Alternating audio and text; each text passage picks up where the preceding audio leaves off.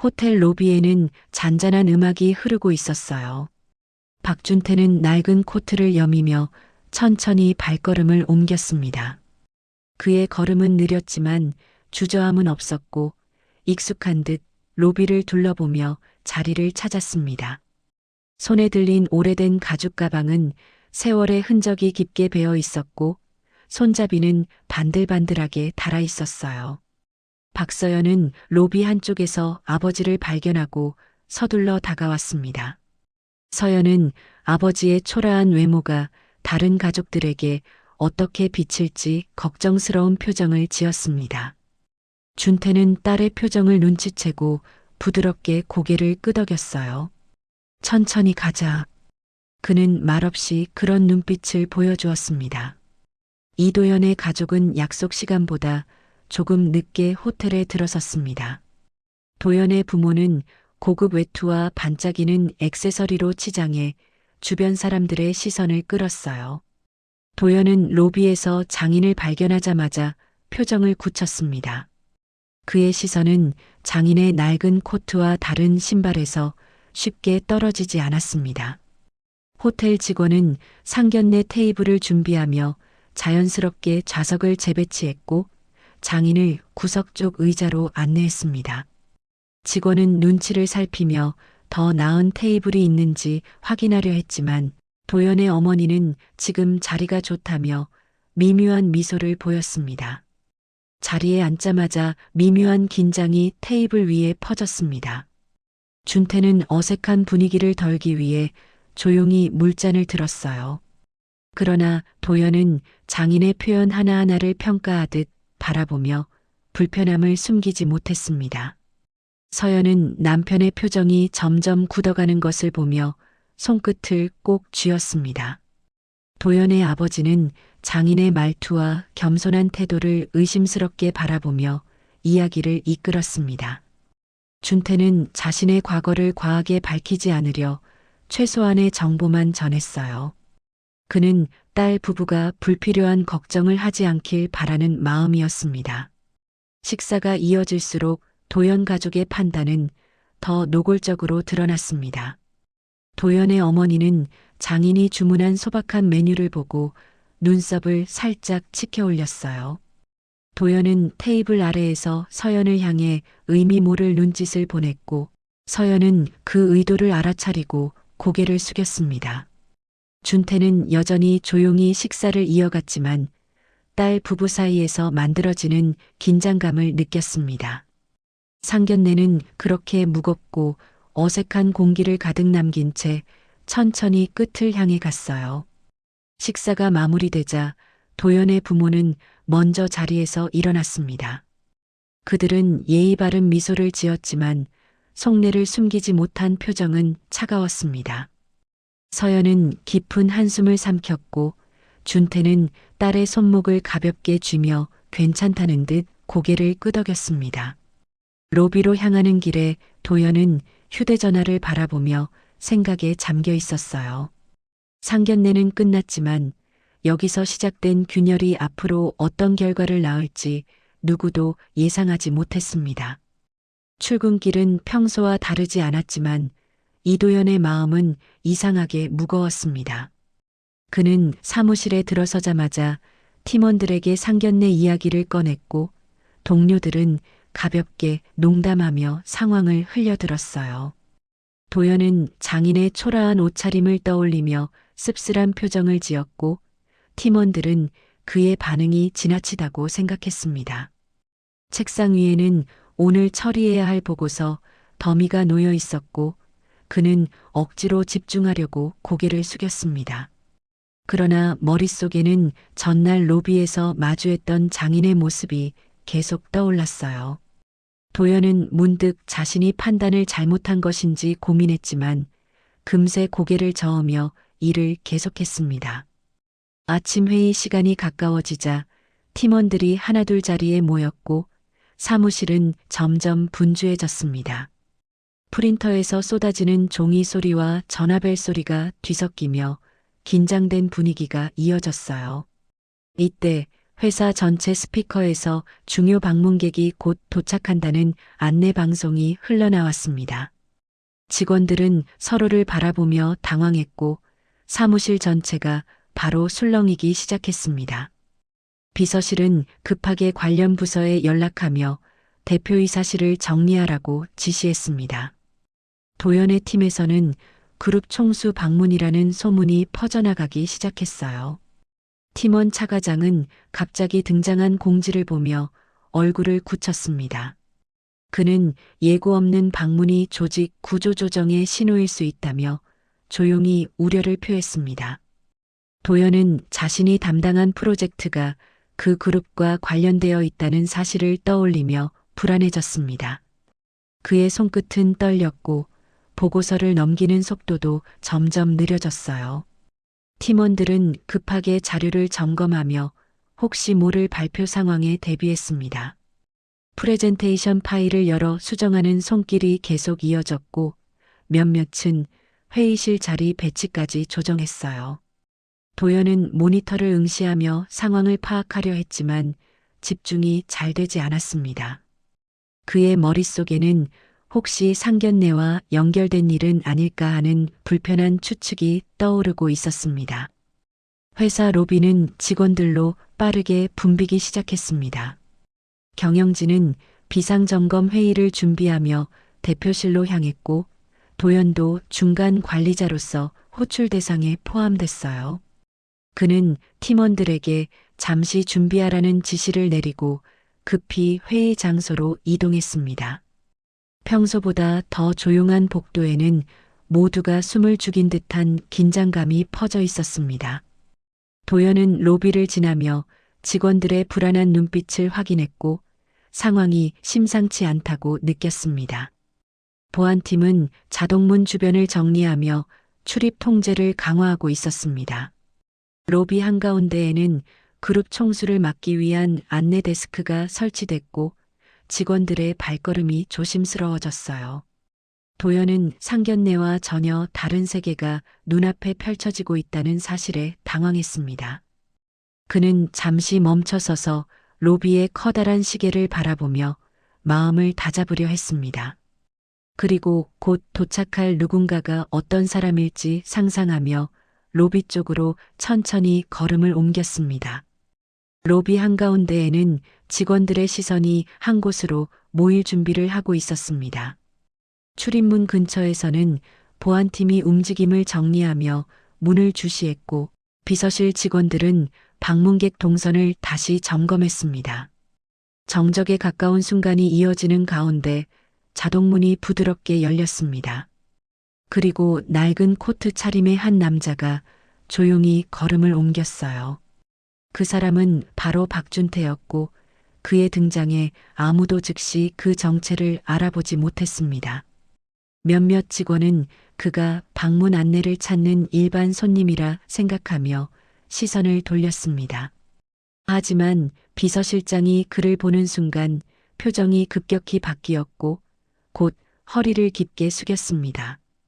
이 변화는 주변 직원들에게 빠르게 전달되며 로비 전체를 긴장하게 만들었어요. 도연은 멀리서 그 모습을 본 순간 숨이 막히는 듯한 충격을 받았습니다. 그는 제자리에서 움직이지 못한 채 장인을 향한 시선을 떼지 못했어요. 비서실장은 박준태에게 회의실 준비가 완료됐다는 신호를 보냈습니다. 그러자 직원들은 자연스럽게 길을 터주었고 장인은 익숙한 듯 그 길을 따라 걸었습니다. 보안팀은 즉각 동행하며 주변을 정리했고 안내 직원들은 그의 움직임에 맞춰 로비를 정돈했습니다. 일부 직원은 장인이 손에 든 낡은 가방을 보고 오해했지만 비서실장의 태도를 보고 그는 중요한 인물임을 알아차렸어요. 경영진은 장인의 이동을 확인하자 급하게 다가가 재무보고 자료를 전달했습니다. 장인은 자료를 간단히 훑어본 뒤 말없이 고개를 끄덕이고 회의실 방향으로 이동했습니다. 도연은 점점 다가오는 장인의 존재를 온몸으로 느끼며 숨을 고르려 했습니다. 그러나 상견례 때의 장면이 떠오르며 머릿속이 하얘졌고 손끝이 미세하게 떨렸어요. 주변 직원들은 그가 움직이지 못한 채 서 있는 모습을 의아하게 바라보았습니다. 도연은 마침내 장인의 진짜 신분을 직감하며 자신이 큰 실수를 저질렀다는 사실을 깨닫기 시작했습니다. 장인은 회의실 앞에 도착해 비서실장의 안내에 따라 자리로 향했습니다. 경영진은 그의 뒤를 일정한 간격으로 따라가며 보고 준비에 집중했습니다. 회의실 내부에서는 직원들이 추가 자료를 전달하기 위해 바쁘게 움직였어요. 도연은 뒤늦게 회의실로 향했지만 걸음은 평소보다 눈에 띄게 느렸습니다. 복도에는 그의 불안한 기척이 그대로 드러났고 지나가던 직원들도 이상함을 느꼈어요. 회의실 문 앞에서 도연은 잠시 멈춰섰고 안쪽에서 들려오는 기침 소리에 마음이 더 불안해졌습니다. 그는 문틈 사이로 장인의 모습이 보이자 한동안 시선을 떼지 못했습니다. 눈앞의 현실을 믿기 어려웠지만 회의에 참석해야 하는 위치라 회피할 수 없었어요. 도연은 결국 숨을 깊게 들이마시고 문을 조심스레 열며 회의실 안으로 들어갔습니다. 그 순간 두세 개가 충돌하는 듯한 묘한 긴장감이 방 안가득 퍼졌습니다. 회의실 안은 묵직한 정적과 긴장된 공기가 뒤섞여 있었습니다. 박준태는 회의 테이블 중앙에 앉아 이미 도착해 있던 재무 자료를 차분히 펼쳤습니다. 그는 페이지를 넘길 때마다 특정 수치를 유심히 확인했고 손끝의 움직임은 느리지만 확신이 있었어요. 경영진은 장인의 표정 변화를 살피며 설명 순서를 조정하려 애썼습니다. 재무이사는 준비해온 보고를 시작했지만 말할수록 목소리가 점점 흔들렸습니다. 장인은 특정 지출 항목을 짚어 비용 누수가 반복된 이유를 조용히 묻는 시선을 보냈어요. 이 질문 하나만으로도 재무이사는 땀을 훔치며 설명을 이어가야 했습니다. 도연은 회의실 뒤쪽 자리에서 서류를 손에 쥔 채 장인의 분석을 경청했습니다. 그는 장인이 기업의 핵심을 정확히 짚는 모습을 보며 상견례 때의 경솔함이 떠올라 마음이 더 무거워졌어요. 회의실 분위기는 장인의 판단에 따라 한 줄씩 방향이 달라지는 듯 긴장감이 극대화되었습니다. 장인은 다음으로 인사팀에서 제출한 조직도 자료를 살펴보았습니다. 조직도 곳곳에는 인력 재배치가 필요한 지점이 보였고 그는 이를 빠르게 파악했습니다. 인사팀장은 당황한 듯 서류를 다시 검토하며 필요한 보완 사항을 메모했습니다. 장인은 직원들의 업무 비율이 효율적이지 않다는 점을 지적하며 인력 간 역할이 겹치는 부분을 분명히 밝혔어요. 경영진은 장인의 정확한 분석에 연이어 고개를 끄덕였고 회의실 내 종이 넘기는 소리만이 조용히 이어졌습니다. 도연은 장인이 말없이 문서를 다루는 모습을 보며 그동안 알지 못했던 장인의 모습에 충격을 받았습니다. 그의 마음속에는 존경과 두려움이 동시에 떠올랐고 손끝에서 긴장감이 흐르고 있었어요. 비서실 직원들은 장인의 지적사항을 빠짐없이 기록하기 위해 계속 움직였습니다. 장인은 직원들이 준비한 보고서를 마지막으로 확인한 뒤 천천히 눈을 들었습니다. 그 눈빛은 단단했고 모든 사람에게 명확한 기준을 요구하는 듯 했어요. 이때 장인은 갑작스레 도연이 담당한 프로젝트 자료를 요청했습니다. 회의실 곳곳에서 조용한 웅성거림이 일었고 도연의 표정은 굳었습니다. 그는 손에 들고 있던 서류를 조심스레 일어나 장인 앞에 놓았습니다. 장인은 서류를 한 장씩 넘기며 핵심 항목을 확인했고 일부 부분에서 개선이 필요하다는 판단을 내렸어요.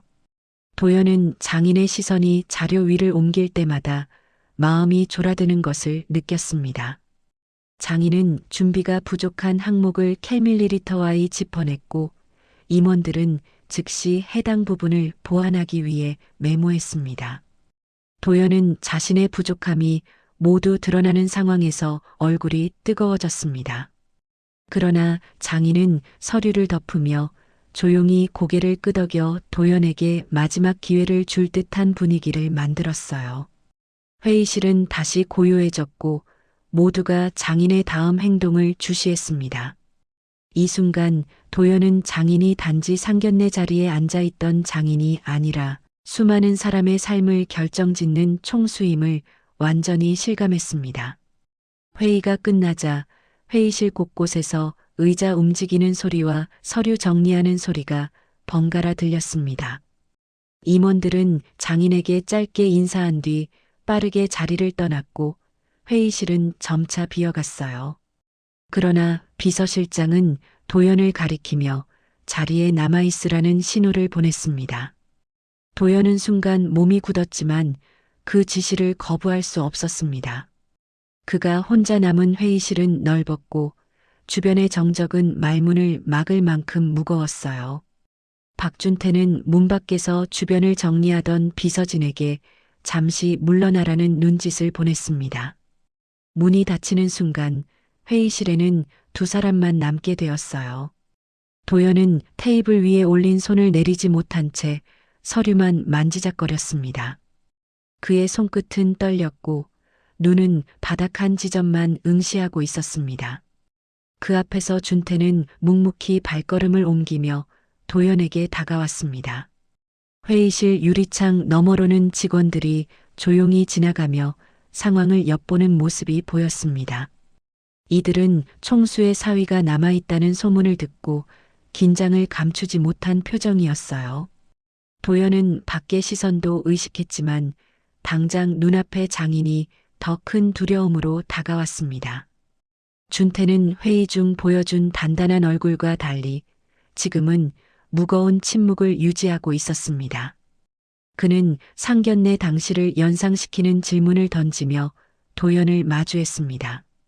도연의 심장은 크게 뛰었고 자신의 행동이 회사를 난처하게 만들었을지도 모른다는 생각이 밀려왔어요. 그는 자리에서 일어나려다 다시 앉으며 몸을 가누지 못했습니다. 준태는 도연의 눈을 잠시 응시한 뒤 사람이 가족을 대하는 태도가 얼마나 중요한지 짧은 경고처럼 말했습니다. 그 말은 고함이나 질책이 아니었지만 도연에게는 그 어느 꾸지람보다 깊게 꽂혔습니다. 도연은 더 이상 버티지 못하고 고개를 숙였고 그의 손끝이 다시 크게 떨렸어요. 복도에서는 직원들이 발걸음을 멈추고 회의실 문을 바라보았습니다. 비서실 직원들은 조용히 상황을 지켜보며 총수의 결정이 회사 분위기를 흔들지 않을까 긴장했습니다. 도연은 결국 의자에서 천천히 내려와 바닥에 무릎을 꿇었습니다. 그 행동은 충동이 아니라 조용하게 쌓인 후회와 깨달음의 결과처럼 보였어요. 그는 억눌렀던 숨을 내쉬며 자신의 잘못을 인정했고 침묵 속에서 미약한 떨림이 어깨에 비쳤습니다. 준태는 그 모습을 난처하거나 당황하는 표정 없이 침착하게 지켜보았습니다. 그의 눈빛에는 실망과 걱정, 그리고 완전히 닫히지 않은 여지가 동시에 담겨 있었어요. 회사의 몇몇 직원은 그 장면을 목격하며 서로의 눈치를 살폈습니다. 도연은 다시 고개를 든 뒤 이제라도 바로잡겠다는 결심을 마음속에서 조용히 다짐했습니다. 그리고 회의실 안은 다시 조용해졌고 두 사람 사이에는 숨소리만 흐르는 무거운 시간이 길게 이어졌습니다. 복도에서 들리던 직원들의 발걸음 소리가 잦아들고 회의실 안은 다시 고요해졌습니다. 바닥에 무릎을 꿇은 도연의 어깨는 가볍게 흔들렸고 억눌렀던 숨이 조금씩 새어나왔어요. 그의 손등은 차갑게 굳어 있었고 바닥의 차가움은 그의 실수를 더 선명하게 느끼게 했습니다.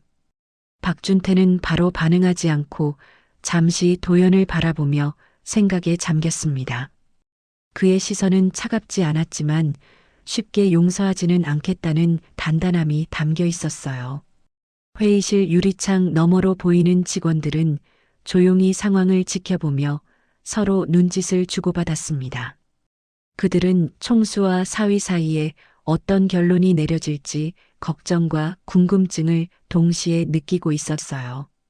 도연은 땅에 시선을 고정한 채 집중해서 호흡을 고르려 했습니다. 그의 머릿속에는 상견례에서의 오만한 말투와 장인을 향한 무례함이 계속 떠올랐습니다. 그때 문 쪽에서 조심스런 기척이 들렸고 비서실 직원들이 멀리서 긴장한 표정으로 상황을 살폈습니다. 준태는 한 걸음 다가가 도연이 있는 자리 근처에서 멈췄습니다. 그의 구두 앞코가 도연의 시야 끝에 들어오며 묵직한 존재감을 드러냈어요. 준태는 직원들을 의식하지 않고 낮고 단단한 목소리로 자신의 생각을 조용히 밝혔습니다. 그는 가족을 대하는 태도가 그 사람의 바탕을 드러낸다는 점을 강조했어요. 도연은 천천히 고개를 들었고 장인의 진중한 표정이 눈에 들어왔습니다. 그는 그 시선에서 꾸짖음보다 실망과 기대가 섞인 복잡한 감정을 읽을 수 있었어요. 잠시 침묵이 흐르는 동안 도연의 손끝은 다시 미세하게 떨렸습니다. 그러나 이번 떨림은 두려움보다는 결심에서 비롯된 것이었어요. 준태는 도연에게 회사와 가정 모두에서 태도를 바로 세워야 한다는 점을 직접 언급했습니다. 그 말은 명령이라기보다 한 사람의 인생을 바로잡으려는 조용한 충고처럼 들렸어요. 잠시 뒤 복도 쪽에서 서연이 조심스럽게 나타났습니다. 그녀는 문틈 너머로 남편이 무릎 꿇고 있는 모습을 보고 놀란 표정으로 멈춰 섰어요. 서연의 얼굴에는 걱정과 안도가 동시에 묻어 있었고 도연은 그 표정을 보는 순간 마음이 더 흔들렸습니다. 비서실 직원들은 그녀를 배려해 조용히 길을 비켜주었어요. 서연은 회의실 안으로 들어오지는 않았지만 그의 행동이 진심이라는 것을 눈빛으로 전했습니다. 준태는 딸의 모습을 잠시 확인한 뒤 다시 도연에게 시선을 돌렸습니다. 그는 조용히 고개를 끄덕이며 도연이 일어설 수 있는 시간을 주었어요. 도연은 천천히 몸을 일으키며 더 이상 물러설 곳이 없다는 마음가짐을 되새겼습니다. 그는 눈앞의 장인을 다시 바라보며 앞으로의 태도를 분명히 하겠다는 결심을 굳혔어요. 회의실 안에는 긴장 속에서도 한 사람의 변화가 시작되는 조용한 흐름이 자리 잡고 있었습니다. 며칠 뒤 이도연은 아침 일찍 거울 앞에 섰습니다. 그는 평소 입던 화려한 정장 대신 단정한 셔츠와 수수한 외투를 골랐어요. 옷차림을 바꿨다고 해서 모든 것이 달라지는 건 아니지만 그는 마음가짐부터 새롭게 하고 싶었습니다. 신발끈을 묶는 그의 손에는 긴장과 결심이 동시에 묻어 있었어요. 서연은 부엌에서 그 모습을 보고 조용히 미소를 지었습니다. 그녀는 남편이 변화하려고 애쓰는 태도를 누구보다 잘 알고 있었어요. 도연은 집을 나서기 전 서연의 시선을 느끼고 잠시 멈춰 섰습니다. 서연은 말없이 고개를 끄덕이며 다녀오라는 신호를 보냈습니다. 도연은 숨을 한번 고르고 문을 열어 밖으로 향했어요.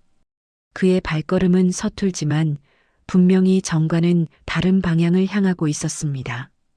장인의 집으로 향하는 골목은 조용했고 동네 사람들의 일상이 고스란히 묻어 있었습니다. 이웃들은 아침 인사를 건네며 서로의 하루를 축복하는 모습이었어요. 몇몇은 집 밖에 나와 마당을 쓸고 있었고 또 다른 이들은 가게 문을 열기 위해 바쁘게 움직였습니다. 도연은 골목 끝에 있는 장인의 집이 눈앞에 들어오자 자연스럽게 걸음을 늦췄습니다. 그는 손에 땀이 배어 있는 것을 느끼며 옷깃을 조심스레 여몄어요. 장인의 삶이 이렇게 소박한 동네에서 이어지고 있다는 사실이 그에게 새로운 감정을 불러일으켰습니다. 집 앞에 도착한 도연은 잠시 멈춰 숨을 고르며 마음을 정리했습니다. 담장 안쪽에서는 나무에 기대어 쉬고 있는 이웃들이 장인을 칭찬하는 목소리가 들렸어요.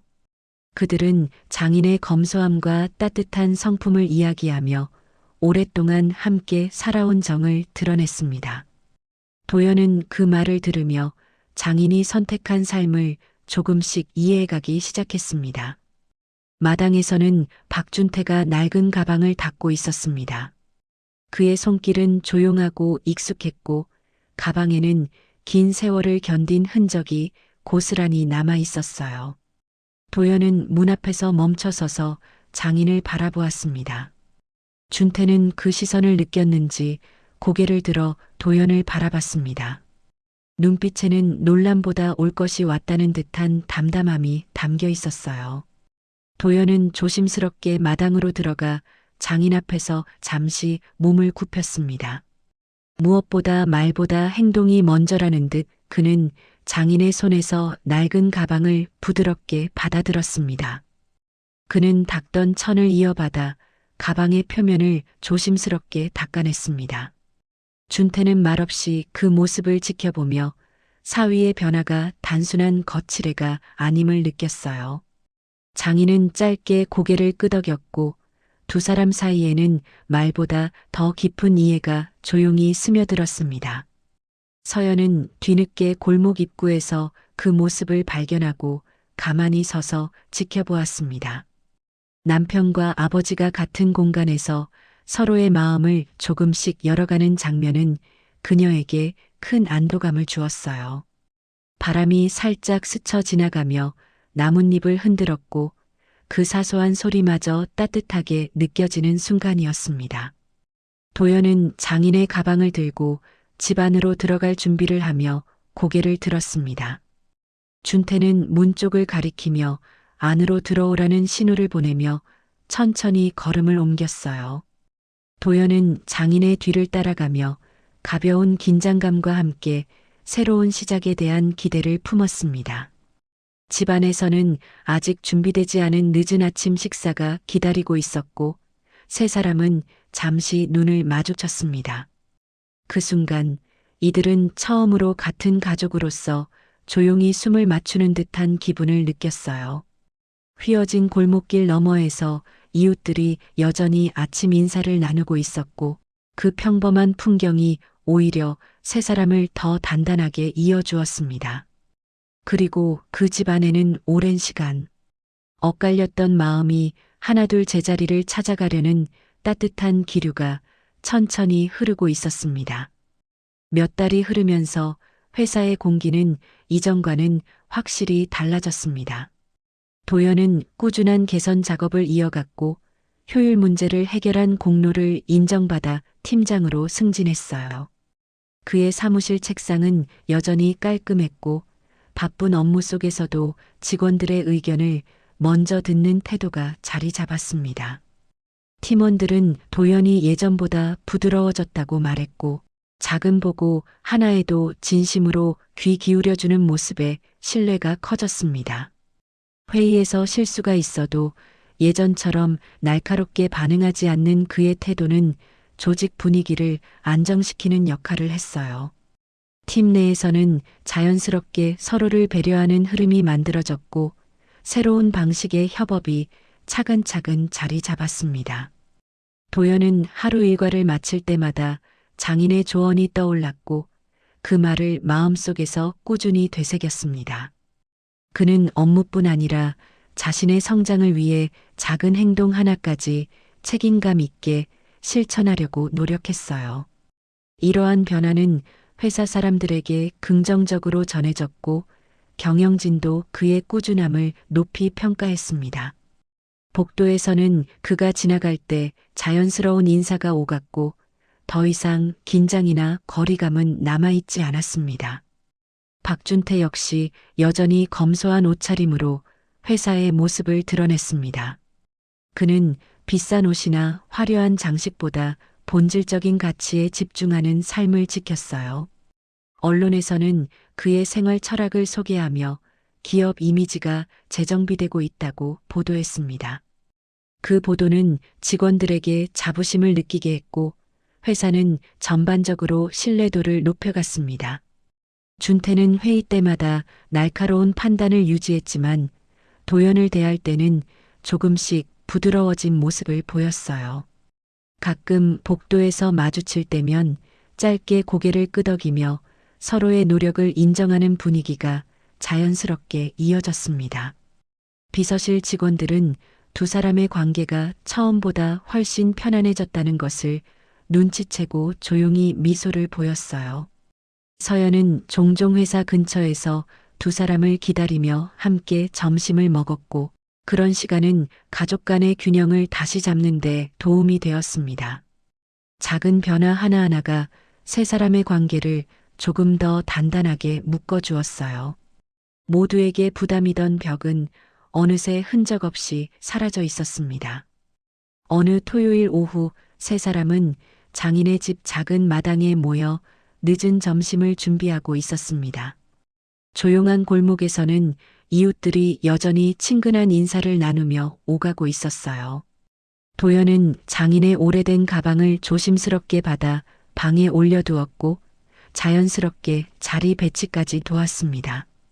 준태는 그의 행동을 바라보며 짧게 고개를 끄덕였고 서연은 그 장면을 보며 조용히 미소를 지었습니다. 식탁에는 소박하지만 정성스러운 음식이 차려졌고 세 사람은 편안한 분위기 속에서 자리를 잡았어요. 대화는 크지 않았지만 서로를 이해하려는 마음이 담긴 말들이 조심스럽게 오갔습니다. 장인은 사위에게 회사와 가정에서 균형을 지키는 것이 중요하다고 조용히 일러주었어요. 도연은 그 말에 고개를 숙이며 앞으로도 초심을 잃지 않겠다는 뜻을 담아 감사 인사를 전했습니다. 식사가 끝난 뒤 세 사람은 마당에 나와 느린 바람을 함께 바라보았어요. 그리고 그 평범한 순간 속에서 이들은 비로소 진짜 가족으로서 하나의 일상을 공유하고 있다는 사실을 자연스럽게 받아들였습니다.